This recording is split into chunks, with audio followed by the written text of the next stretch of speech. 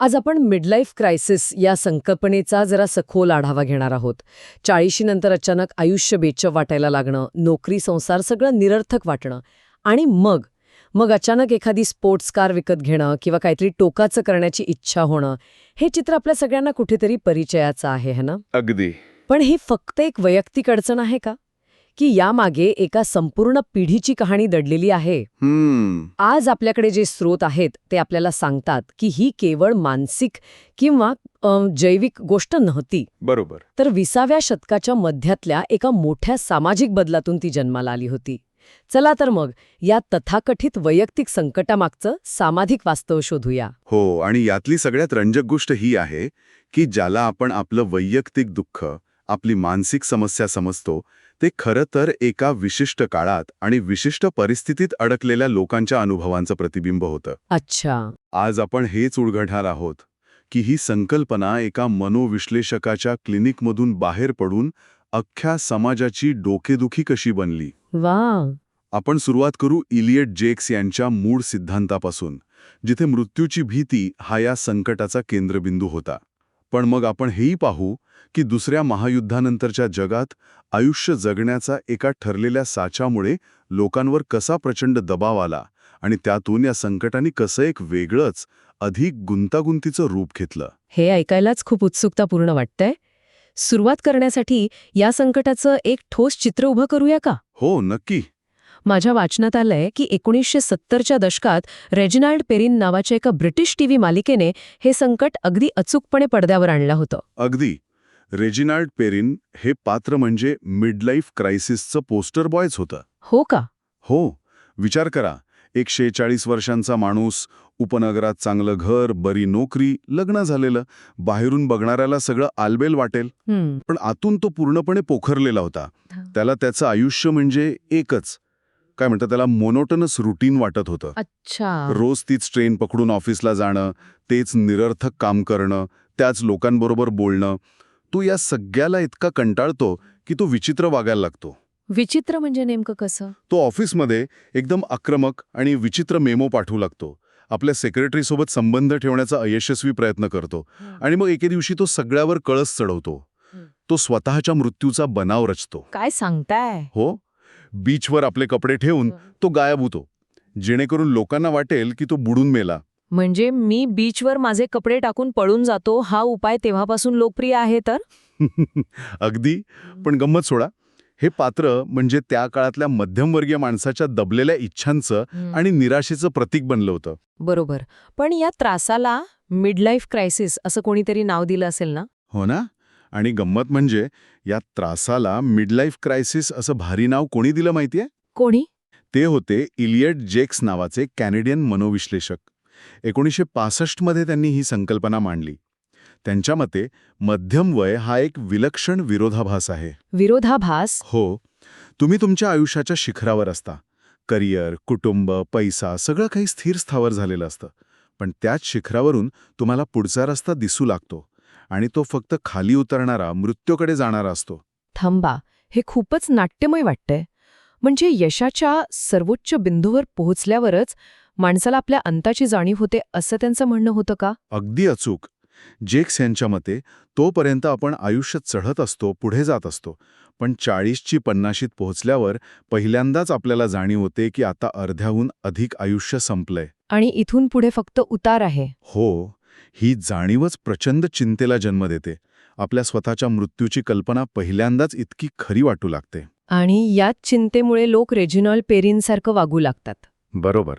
जेक्स म्हणतात की ही चिंता इतकी असह्य असते की ती लपवण्यासाठी व्यक्ती काहीतरी मॅनिक म्हणजेच उन्मादी वर्तन करू लागते. म्हणजे स्वतःला फसवण्याचा एक प्रकार. एक प्रकारे हो. जसं की आपण अजूनही तरुण आहोत हे सिद्ध करण्यासाठी धडपडणं, अचानक आरोग्याबद्दल आणि दिसण्याबद्दल कमालीचे जागरूक होणं, किंवा तारुण्य आणि ताकद सिद्ध करण्यासाठी विवाहबाह्य संबंधांच्या मागे लागणं. जेक्स यांच्या मते हा सगळा काळाशी लावलेला एक हरलेला खेळ असतो. म्हणजे जेक्स यांची थिअरी खूपच वैयक्तिक पातळीवरची वाटते. जणू काही हा फक्त आपल्या मनाचा आणि मृत्यूच्या भीतीचा खेळ आहे. बरोबर. पण मला एक प्रश्न पडतो की माणसं समाजात राहतात. त्या समाजाचा, त्या वेळेचा काहीच परिणाम त्यांच्यावर होत नव्हता का? खूप चांगला मुद्दा आहे. की अचानक 20व्या शतकाच्या मध्यातच सगळ्यांना मृत्यूची भीती वाटायला लागली. नाही. आणि याच प्रश्नात मिडलाईफ क्रायसिसच्या खऱ्या मुळाचं उत्तर दडलंय. सुरुवातीला जेक्स किंवा एरिक एरिक्सन यांच्यासारख्या लोकांनी याकडे मानसिक दृष्टिकोनातून पाहिलं. हो. काहींनी याला जैविक कारणं दिली, पुरुषांमध्ये शारीरिक ताकद कमी होणं किंवा स्त्रियांमध्ये रजोनिवृत्ती, पण ही सगळी वैयक्तिक कारणं होती. बरोबर. खरी गोष्ट याच्या खूप पलीकडे होती. हे संकट केवळ वैयक्तिक नव्हतं, ते एका सामाजिक दबावाच्या कुकरमधून शिजून बाहेर आलं होतं. सामाजिक दबावाचा कुकर, हे जरा सोपं करून सांगता का? नक्कीच. यामागे होती प्रमाणित जीवनशैलीची, म्हणजे स्टँडर्डाइज्ड लाईफ कोर्स ही संकल्पना. प्रमाणित जीवनशैली. हो, 20व्या शतकाच्या मध्यात, विशेषतः दुसऱ्या महायुद्धानंतर लोकांच्या आयुष्याचं एक ठरलेलं वेळापत्रकच तयार झालं होतं. पण ही प्रमाणित जीवनशैली म्हणजे नेमकं काय? म्हणजे सगळ्यांसाठी एकच मापपट्टी होती का? अगदी. जसं काही आयुष्य एका रेल्वेच्या रुळासारखं झालं होतं. अच्छा. 20शीत शिक्षण पूर्ण करा, 25शीत लग्न, 30शीच्या आत पहिलं मूल, मग 40शीत स्वतःचं घर आणि मग 60ीत निवृत्ती. वा. स्टेशन ठरलेले आणि सगळ्यांनी त्याच गाडीने त्याच वेळेवर प्रवास करायचा, हा एक अघोषित नियम होता.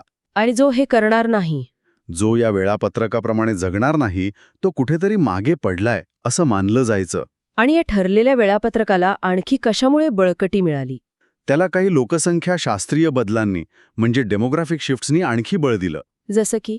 एकतर लोकांचं आयुर्मान वाढलं होतं, दुसरं लोक पूर्वीपेक्षा लवकर लग्न करू लागले होते, आणि तिसरं ते कमी मुलं जन्माला घालून त्यांना लवकर वाढवत होते.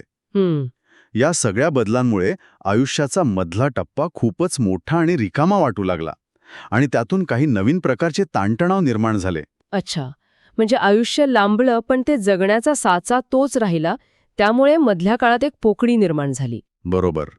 आणि ह्या पोकळीत 3 मोठी संकटं उभी राहिली. यातली पहिली अडचण होती सँडविच जनरेशन. Sandwich generation? हो, म्हणजे 40शीतली व्यक्ती एकाच वेळी पौगंडावस्थेतल्या मुलांच्या समस्या आणि म्हाताऱ्या होत चाललेल्या आईवडिलांच्या जबाबदाऱ्यांमध्ये अक्षरशः सँडविच व्हायची. नावच किती समर्पक आहे. म्हणजे स्वतःचं आयुष्याकडे बघायला वेळच नाही. एका बाजूने एक जबाबदारी ओढतेय, दुसऱ्या बाजूने दुसरी. अगदी. या धावपळीत स्वतःची ओळखच हरवून जात असेल. खरंच. आणि हे कमी होतं म्हणून दुसरं संकट दाराशी उभं होतं, एम्प्टी नेस्ट. रिकामं घरटं. हो, मुलं शिकून मोठी झाली, नोकरीसाठी किंवा लग्नासाठी घराबाहेर पडली. आता पती-पत्नीला पुढची अनेक वर्ष एकमेकांसोबत घालवायची होती. आणि तेव्हा त्यांना प्रश्न पडायचा, बस इतकंच आयुष्य आहे का? बरोबर. ज्या मुलांसाठी आयुष्यभर धावपळ केली, तीच निघून गेल्यावर आयुष्यातला उद्देशच संपल्यासारखा वाटायचं. आणि तिसरा ताण कोणता होता? तिसरा होता आर्थिक दबाव. आणि हा खूप विचित्र होता. 19व्या शतकाच्या अखेरीस साधारणपणे 37व्या वर्षी लोकांना आईवडिलांकडून वारसा हक्क मिळायचा.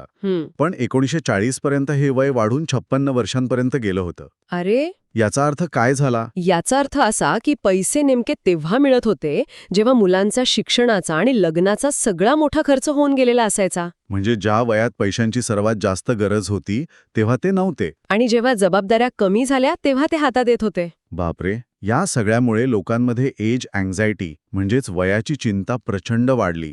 आपलं आयुष्य इतरांसारखं त्या ठरलेल्या रेल्वेच्या रुळांवरून चाललं आहे की नाही याची सतत तुलना होऊ लागली. शेजारच्यांकडे जे आहे ते माझ्याकडे आहे का? अगदी कीपिंग अप विथ द जोन्सेस या दबावामुळे असमाधान आणखीनच वाढलं. म्हणजे एकीकडे एका ठरलेल्या साच्यात जगण्याचा प्रचंड सामाजिक दबाव होता जो लोकांना आतून घुसमटवत होता. पण मला वाटतं गोष्ट इथेच संपत नाहीये. नाही. स्रोतांमध्ये एका घोषणेचा उल्लेख आहे जी या परिस्थितीत तेल ओतण्याचं काम करत होती. तुम्ही अगदी बरोबर पकडलंय.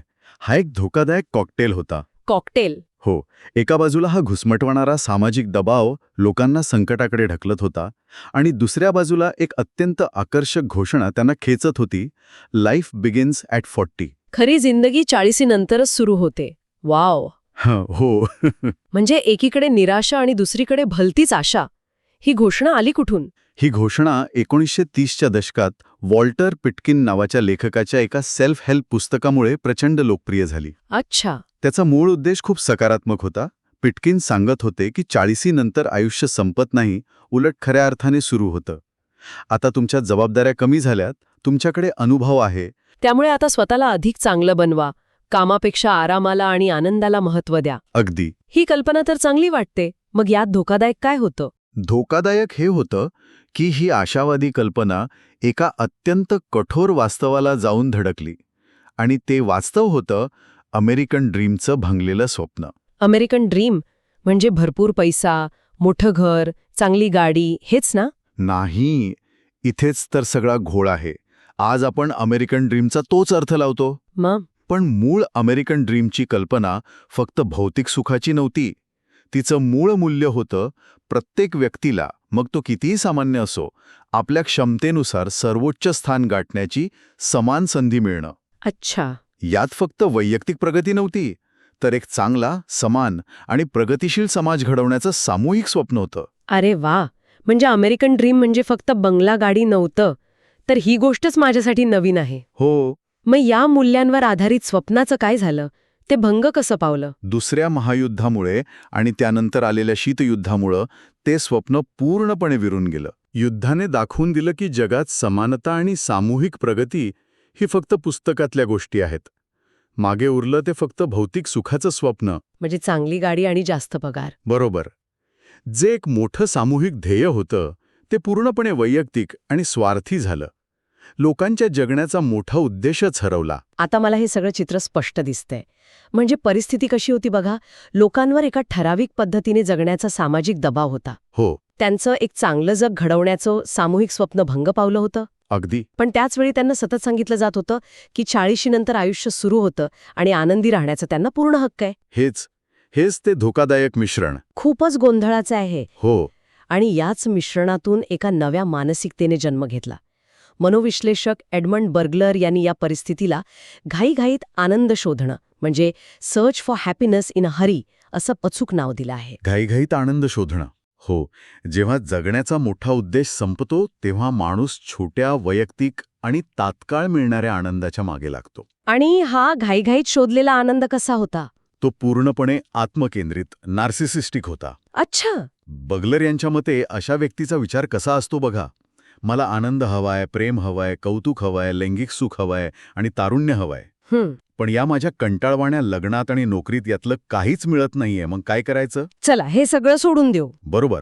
चला या बायकोला सोडून देऊ आणि एखाद्या तरुण स्त्रीसोबत नवीन आयुष्य सुरू करू. स्वतःचा बचाव आधी महत्वाचा. आता मला रेजिनल पेरींचं वागणं पूर्णपणे समजलं. तो फक्त स्वतःच्या मृत्यूच्या भीतीने पळून गेला नव्हता. नाही. तर या नव्या स्वतःच्या आनंदाला प्राधान्य देणाऱ्या विचारसरणीचा तो एक प्रकारे बळी होता. अगदी. निराश आयुष्यातून बाहेर पडण्याचा हा एक स्वार्थी पण आकर्षक मार्ग त्याला वाटू लागला होता. हीच मिडलाईफ क्रायसिसची कृती होती.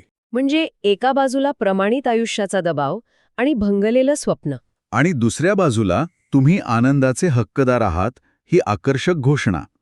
या दोन्हींच्या संघर्षातून मध्यमवयीन माणसाने स्वतःच्या सुखासाठी बंड पुकारलं आणि तेच मिडलाईफ क्रायसिस म्हणून ओळखलं जावं लागलं. तर या सगळ्या चर्चेला एकत्र आणायचं झालं तर मिडलाईफ क्रायसिस ही काही माणसाच्या आयुष्यात नैसर्गिकरित्या येणारी अवस्था नव्हती. अजिबात नाही. ती एका विशिष्ट ऐतिहासिक आणि सामाजिक परिस्थितीत जन्माला आलेली एक घटना होती. हो.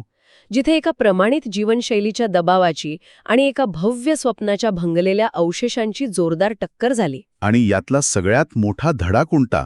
तर हा की ज्याला आपण आपलं वैयक्तिक दुःख, आपली मानसिक समस्या समजतो, ते खरं तर एका पूर्ण पिढीवर लादलेल्या सामाजिक नियमांचं आणि भंगलेल्या स्वप्नांचं बाय प्रॉडक्ट होतं.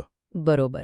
आपलं वय फक्त आपलं नसतं, ते इतिहासाचं आणि समाजाचंही असतं. मध्यमवयीन संकट ही एक वैयक्तिक शोकांतिका नव्हती, ती एक सामाजिक निर्मिती होती. खरंच हा विचारच खूप वेगळा आहे. या स्रोतांमध्ये अर्थातच 20व्या शतकाच्या मधल्या काळावर भर दिला आहे. पण हे सगळं ऐकून माझ्या मनात एक प्रश्न येतोय. विचारा ना. आजच्या जगात जिथे आयुष्याचं असं कोणतंही ठरलेलं वेळापत्रक नाही, नोकरीची शाश्वती नाही, लग्न उशिरा होत आहेत आणि लोकांची ओळख तर सोशल मीडियामुळे सतत बदलत असते. हो. अशा काळात त्या जुन्या एकाच मिडलाईफ क्रायसिसची कल्पना कालबाह्य झालीये का? की मग त्या एका मोठ्या संकटाचं रूपांतर आजच्या काळात सतत येणाऱ्या लहान लहान संकटांमध्ये आणि स्वतःला पुन्हा नव्याने घडवण्याच्या म्हणजे रिइन्व्हेंटिंग वनसेल्फ या अविरत प्रक्रियेत झालाय. यावर विचार करायला नक्कीच हरकत नाही.